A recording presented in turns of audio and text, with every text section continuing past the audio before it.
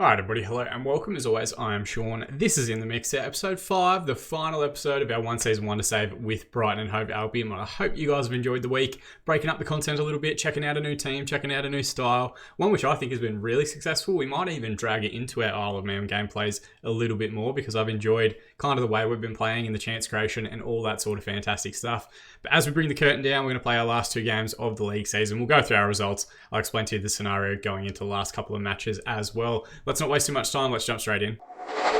So, as you guys can see here, just above my head, we're sitting in 3rd position in the division. 36 games played, 21 wins, 7 draws and 8 defeats, plus 19 goal difference and 70 points for the season, which is, I think, a fantastic effort for a Brighton side that is effectively, save, 2 loan players and a new left back, pretty much the vanilla version of the Brighton squad in Football Manager, like when you start up a new save. City have gone above us. They're back up into 2nd position, 71 points. We will have a chance to maybe leapfrog them today. We'll check out their fixtures and ours remaining as well before we get into these games. But Liverpool have run away with the division. They are 23 points ahead of us, 93 points in total. They actually won the league, I think, like 4 or 5 games ago. It actually wasn't long after last episode. They won a couple of games. We dropped a few points here and there. And it ended up being that, we couldn't catch them, City couldn't catch them. There was no one who mathematically was going to get there for the last few matches. Now, of course, in yesterday's episode, we had a very good 3-1 win against Newcastle, a good 2-0 win against Liverpool as well, a very impressive performance.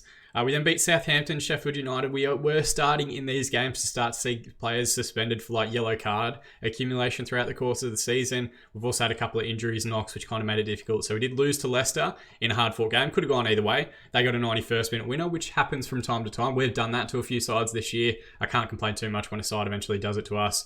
And then we lost to Arsenal in our FA Cup quarter-final. Aubameyang with a header, far post header from a counter-attack. It was a good goal, and we created a bit. We just didn't finish that well. You can see Clive, McAllister, Morpay, Alzadi when he came on, David Proper, quite a few of our creative players not playing to the best of their ability. But we did have chances. It could have gone either way, but Arsenal went through, and that effectively drew our chances at silverware to kind of a close.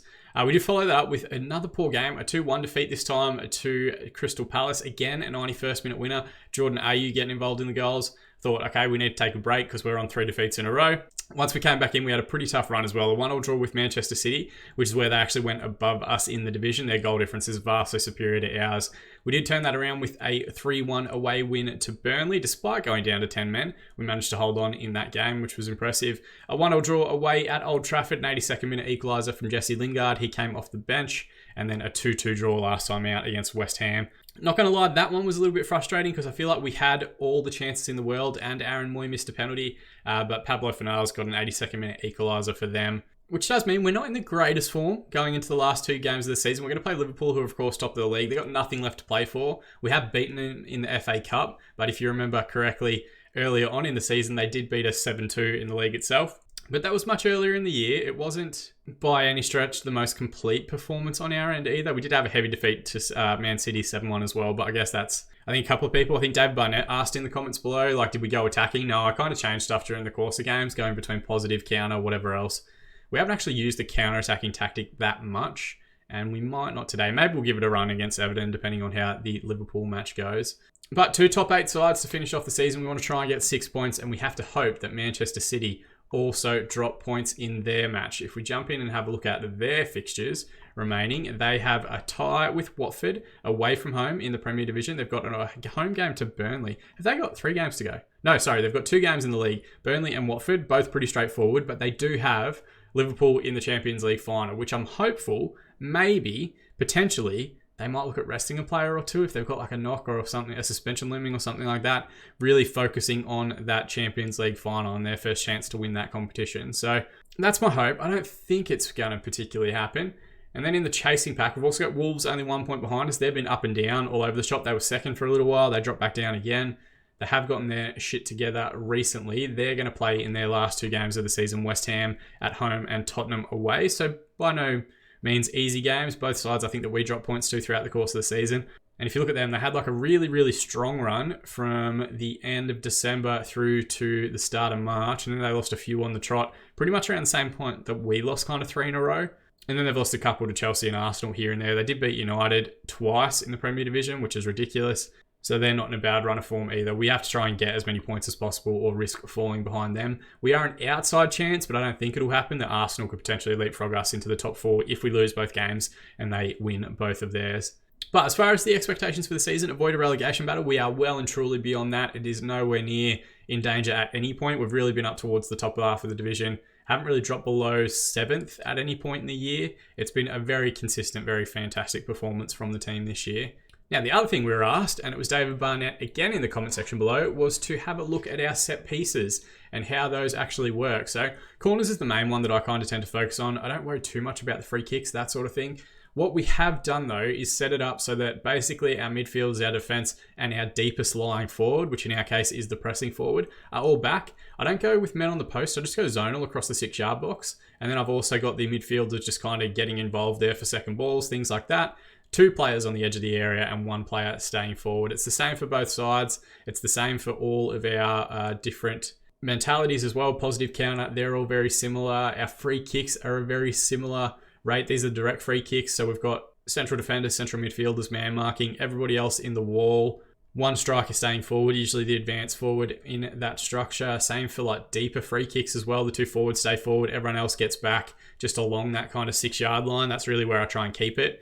And really what I try and do is make sure that the 2 central defenders are the most central within those structures so that they can, hopefully, if anybody gets in there that's like a tall player, backstick ball, central ball, they're in and around that space, assuming they are the best headers that we have available. I have kind of had a suspicion that we're not as good out of the air when Shane Duffy's not playing, and he hasn't played that much this season, but a lot of our heavier defeats he wasn't involved in. So I think he might be the best aerial defender, and that's potentially maybe if you're setting up your own team, you've got a really good player, put them at the 6 centre or put them at the 6 near post or near centre, just only. But they're all very basic. They're all very straightforward. I don't tend to overcomplicate or do anything too crazy or do anything that might be verging upon like a hectic in terms of, setting up our set piece responsibilities.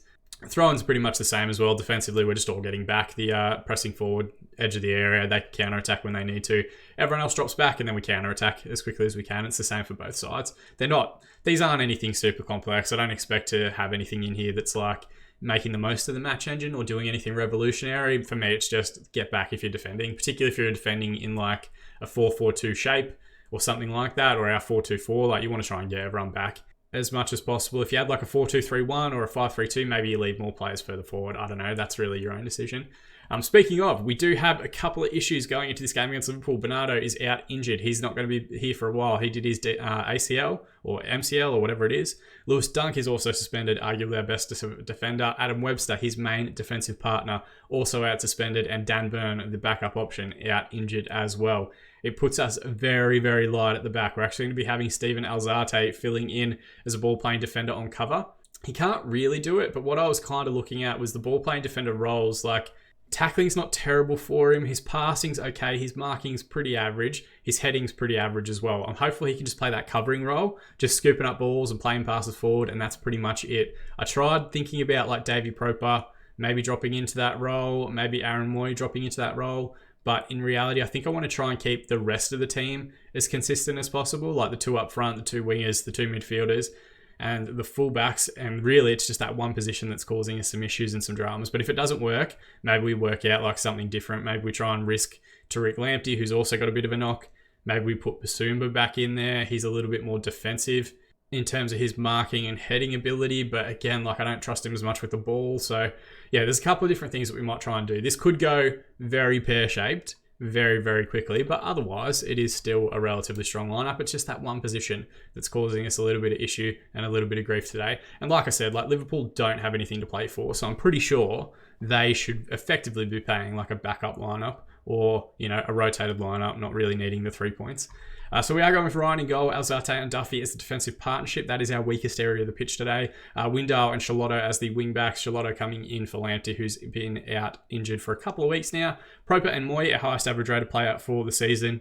And of course, star of the show, the reason why I'm wearing the ball cap. McAllister on the left wing as the inside forward. Kluivert on the right wing as the inverted winger. And Connolly and Parrott playing up top together. Connolly as a pressing forward has been fantastic. 17 league goals this season. Absolutely phenomenal. And really, I wasn't expecting it at all. Still at 20 years of age, he's only 3-star current ability, but he's playing well and truly above that at the moment, having a fantastic year for us. Looking at Liverpool, they're playing a 4-3-3. They did pick up Nelson Semedo, it looks like, in January. Or maybe even before that. He's got 21 appearances to his name. I don't know what it is in this game, but they just don't seem particularly happy. Any save that I've seen with Robertson and Trent Alexander-Arnold, and they seem to be the strongest two members, I think, in the squad, or in terms of their real-life play. I think they're both fantastic. But for whatever reason, Football Manager consistently replaces the fullbacks in the Liverpool team, which is always weird to see. They've got no Salah today. It looks like they've gone with Origi on the left wing, and he's a fantastic player himself. Mane switches over to the right. Firmino leads the line up top. Henderson, Keita, and Fabinho as the midfield three. We are going to passionately say we've got nothing to lose here. Oh, I know we're underdogs here. Okay, that's not worked too terribly. Assertively, I'm going to say I've got faith in the defence, and they at least seem to have responded positively, which is great. It will be very interesting, I think, to see how Azarte goes as like a makeshift central defender. Wide free kick here for Liverpool. They've gone near post and he's offside, thankfully. It was Virgil with the initial flick on header, which was going well wide, and Firmino nods at home from a few yards out. We'll call that a good defensive line instead of, a defensive frailty. Windar with a throw in here. First in possession highlight we've seen for ourselves here. Parrott and Proper exchange passes. Windar with a good backstick ball, but that's miles offside as well. So early doors, the strikers are having a bit of trouble keeping themselves onside and involved in the build-up play. But at least we know where the back of the net is. We have found it, albeit ruled out. Throw in, left-hand side. Windar finds Proper. Back across to Moy, who's been phenomenal for us this season in his playmaking role. Just as I say that, curse of the commentator, gives the ball away to Mane. Comes forward now, left-hand side. Looks for the cutback, thankfully. Gets to the byline and smashes it into the side netting. We are going to keep an eye on as well City's result also. There is a highlight here. Alzate back to Windar. Switches in a dangerous area. Tellez wins it back forward to Origi. Looks for a ball towards Firmino, back stick. Just stand him up, boys. Cut back for Firmino. Cut back to Tellez. Origi. It's Tellez again. Ryan with an excellent save. Falls to Mane, though. Cut back towards Semedo, who gets goal side. And Ryan again with a fantastic save to turn it around the post. A little bit 6s and 7s. Maybe that's where we have a bit of issue getting back that defensive shape. Forward from the set piece now. Connolly on the right-hand side. He's got a lot of work to do, and Keita tracks him well. Wins the ball back for Liverpool. I was saying just before that highlight came through, we're going to keep an eye on City's result against Burnley as well. Still 0-0 in that one. Going to hit demand more, just with 10 minutes remaining in the half. We just want to try and find some focus through to half-time. Keita comes forward.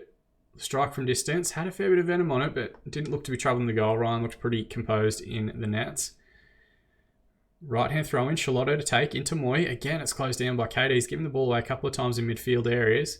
Duffy, good reverse pass to Proper. Now switch out towards McAllister. Good flick on header to Parrott. Good first touch, and he's clipped the post as it gets pulled back for an offside. Two forwards getting into good positions, but just seem to be dragging themselves offside pretty rapidly. Charlotte back to Duffy now. Long ball forward to no one in particular is poor. Gomez is going to look to play the ball all the way back to Becker. Don't both go to the ball, lads. Instead, two strikers go, and it leaves us in a poor position. Moyes won it back in a great area, though, for us, and carries the ball forward.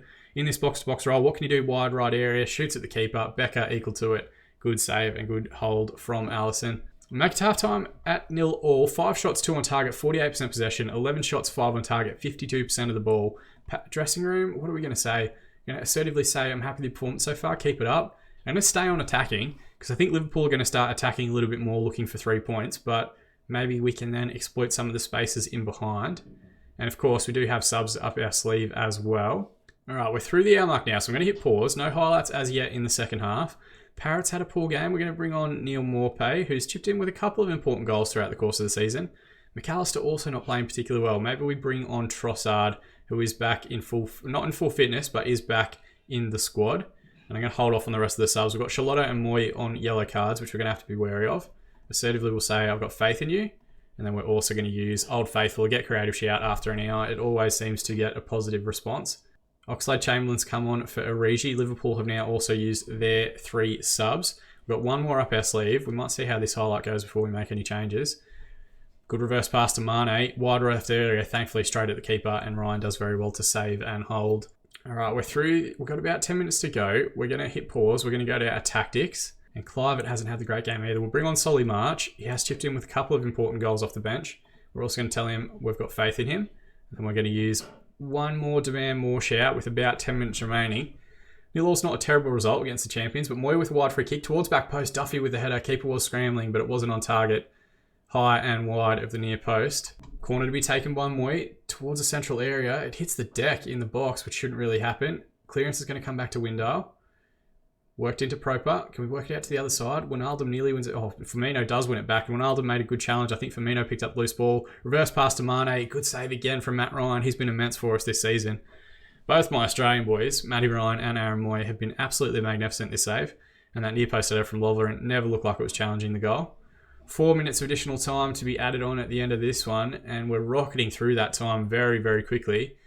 And the referee calls full time. So it's not a bad result, but a 0-0 draw, not the best for either side. 11 shots, 7 on target, 50% possession for Brighton. 21 shots, 12 on target, 50% of the ball for Liverpool. And if City won their game, that pretty much guarantees that we are not going to finish in second spot. Passionately, we're going to say everyone thought we'd get beaten today, and everyone responds positively. We'll just keep morale up, hopefully heading into a big win to close out the season. So it looks like both Wolves won 1-0 against West Ham, an 81st minute winner to Johnny, and in the end, City won 2-0 against Burnley, who went down to 10 men very late on in that one. Does see us drop down into 4th position. If we win our last game of the season, actually we can't. It would take a huge swing for us to get above Man City, but maybe Wolves can drop points on the last day of the year, and maybe that will help us out a little bit. They do have Tottenham away. Matt Ryan, man of the match, 8.1 rating and 7 saves. Absolutely, 12 saves it says there. Fantastic from him. I'm going to tell him he was brilliant for us. But again, like 8.1, he should have got a 10 if he made 12 saves. That's ridiculous. Football Manager needs to sort that out for FM21. So looking at the squad, we do get Adam Webster back. It looks like Lewis Dunk is going to be out, suspended for the next game as well. Alzate did his job. Couldn't really ask too much more from him. Is Lamptey going to be fit? 4 to 9 days. Yeah, he should be good to go. We'll get him in there for Charlotto. And I might also give, just to get everyone through, one last game this season. A bit of a sub. Should we maybe change Trossard as well? Trossard scored some big goals. No, we're going to go with McAllister. McAllister's the wonder kid. We always want to try and get him out there. He's 21 now, though, so he's become a cultured attacking midfielder. But we're going to make use of one rest day. And now, magic of editing, we're going to jump forward to the game against Everton. Alright, so jumping a week ahead, we are going to be playing in our green away kit to finish off the season. Of course, I didn't think of that. So the blue and white stripes retired for the save. And Lamptey hasn't actually come through, so we're going to play Charlotto instead, just to not risk him. But otherwise, it's really just that one change at the back. Alzate going out, Webster coming in. And I'm hopeful we can maybe finish the season with a strong result and bring you guys some goals this episode. Because if we get another 0-0 draw, that will just be the most underwhelming add to the series. Look at Liverpool squad. They're playing a 4-2-3-1 because every Premier Division club plays a 4-2-3-1, it would appear. A strong lineup though, very good fullbacks. I think Everton have just like a strong history of always having decent fullback options available. The likes of like Leighton Baines, James Coleman's been there forever as well. Now the captain, Lucas Digne, or Digne, is that how you say it? I never know how to pronounce this one correctly. Let me know in the comment section below. But he's their leading assist maker for the season and has been pretty decent, pretty good left wing back option if you're looking for a good player at a middle to, maybe Europa League side. They got Matt Ritchie on the right-hand side. Did they sign him in real life or did this just happen in Football Manager? I'm guessing maybe it happened during the real life season and that's why he's there, but his face pack is throwing me off. Richarlison, their leading scorer for the season. He's developed into a decent player as well. Inverted winger by his own standards, but I think they're going to use him as a pressing forward up top today. Good dribbling, good finishing, good physical attributes as well. So they've got goals in them, but I do think we can beat this side given how well our season has gone. Passionately, we're going to say we can potentially secure Champions League with a win. Maybe I'll just tell everyone that I've got faith in them. Maybe that's a better way to actually do it. Most seem motivated or happy, which is a good way to finish off the season. Throw in deep on the left-hand side. It looks like it's a black kit. Maybe my kit pack's a little bit out of date. Ball towards Kluivert. It's cleared away. Kluivert's been left out of every Dutch squad so far this season. I don't know why they're not picking him because he's had a good year for us. Heading around here. Moy with the ball at the top of the box. Tries to get a strike in. Back to Charlotto. Can we work a ball into the box, please, boys? Squares to Kluivert. Square to Connolly. And it's a wonderful finish from Aaron Connolly. If he gets a hat-trick today, that'll be 20 goals in the league season. But that 18 is phenomenal turnaround from a player that I really didn't know much about going into this save. But he's been absolutely fantastic and finding the back of the net with regularity. Kluivert, good square ball there to Connolly, and he's on his own. All he has to do is get that one on target, low and hard across the keeper for a 1-goal advantage 4 minutes into the match. And as things stand, that would see us go above Wolves into third spot. But Charlotto's got an injury. That's come out of nowhere. We're going to bring on Lamptey. We'll risk him. It's the last game of the season. You can try and get through, 80-odd minutes, 82 minutes, whatever it ends up being. Throw in right-hand side. Kluivert, back to Moy, square ball to Parrott, gets a strike in, but then Holgate clears it away. Tightly marked in and around the box there. And Parrott's been good. He's not been as spectacular as Connolly. He's definitely been the lesser of the two strikers, but he's not been a bad player. I don't think he's ever going to be worth the amount of money that Tottenham want for him. They want like £120 million, but he's not bad. Moy, deep free kick towards back stick. Parrott was in the area, but it's cleared away. Windale, forward to Clivett. Can we get them in transition here as they try and get their men back into shape? Webster, still in possession, finds Moy. Across to McAllister. Put him under pressure there. He had a man right on his toes. Lamptey does quite well, right-hand side. Bernard's gone through him. It's going to do that thing where it's questioning whether the foul's in the box. It's definitely outside the box. So Aaron Moy will get a chance to wrap his foot around this one. Are we actually going to see the free kick, though? Or is it just going to skip ahead to the next one? Bernard likely to pick up a yellow card. No, he just gets a warning. What can Moy do from the free kick? Outside of the right foot, maybe goes the direct shot. No, he looks towards back post. It's cleared away. Richarlison comes forward at the top of the area for Everton. First, we've really seen them get into their own half, and a wonderful covering challenge by Windale puts it out for the throw-in. We've got 10 minutes remaining in the half. We're just going to use a demand more shout. I'd take a 1-0 lead into halftime break, but they've got possession here. Gomez, reverse pass to Gambin. They do have that extra man in midfield we have to be wary of. Lamptey, long ball forward towards Parrott. Flick on header from McAllister. Now, good ball behind for Parrott. He's clipped the outside of the post before Digna gets it away. Wide free kick here for Richie towards Michael Keane. Header just over the crossbar. Didn't Michael Keane sign a big contract or something during the off-season, which is an interesting one. Not sure if he's quite like a top 4 level player, but I think Everton really are looking themselves as a top half club at the moment. So at halftime, 7 shots, 5 on target, 51% of the ball for Everton, 8 shots, 3 on target, 49% for Brighton. But we have that goal, that 1 goal advantage. Assertively, we're going to say happy with your performance so far, keep it up, and everyone has responded positively. Wolves are still drawing 0-0 with Tottenham. No change in their game. We'll keep an eye on that moving through the second half. Just as I say that, City scored again, which made me panic for a split second. But similar to the last game, we've gotten through to the hour mark without any further updates or any highlights. Proper's not having a great game. Maybe we'll give him a spell. Basuma can come back in. Parrott's not having a great game either. Maybe we bring on... or maybe we don't. You know what? Maybe let's change that. Let's leave Proper out there. Let's bring on off McAllister and bring Trossard on. Trossard had some phenomenal games for us early part of the season before just continually getting injured for a few months. And I just remembered we made that early sub Lamptey coming on. So we're going to hold on to that last sub for the last 10 minutes. And given that we're played now, I've also used Get Creative just to give everyone a bit of a boost. If we get a second goal, I think that pretty much stitches it up. And Wolves have actually taken a lead against Tottenham. And Tottenham have gone down to 10 men. So I say it's unlikely that we're going to catch Wolves. There is a highlight here. Ryan to take a long one forward towards Trossard. Lovely touch in a deeply, deeply condensed midfield area. Moy now, out wide right to Clivett. Has an overlapping run here with Lamptey. Can he find a good ball into the box? Close down, but Clivett puts a good ball in. Parrott knocks it down for Proper. Trossard, Windale. Pinball on between the two wide left players. Richie's won it back and his clearance is poor. Clivett knocks it down for Connolly. Square ball to Connolly to Parrott. 10th goal of the season for Troy Parrott. We've had both our strikers this season get double figures, which is phenomenal. And it's always good to see that little bit of interplay, albeit it's a snap chance, but you think when this ball rockets itself to Connolly from Clivett's header, or when it falls to him from his initial shot, I was about to say very calmly, most players would strike the ball, but he actually did try to strike the ball and got shut down before he played the square one. But you think at 2 goals above, we should have enough to hold on in this one. We're going to make that last sub. I think maybe this is the one where Proper comes off. We'll bring on Basuma just to give us some fresh legs in midfield the last day of the season. We're also going to use a demand more shout. Maybe if Tottenham could find a late equaliser, that would be fantastic for us. But I don't see it happening as we enter 4 minutes of additional time, which we are through now. The referee calls full time, 2-0 in the end. Connolly and Parrott with the goals. 15 shots, 6 on target, 50% of the ball for Everton. 14 shots, 7 on target, 50% of the ball for Brighton. Passionately, we're going to say, very happy with the result and the way that you played, and everyone's responded fantastically well, which is always great to see.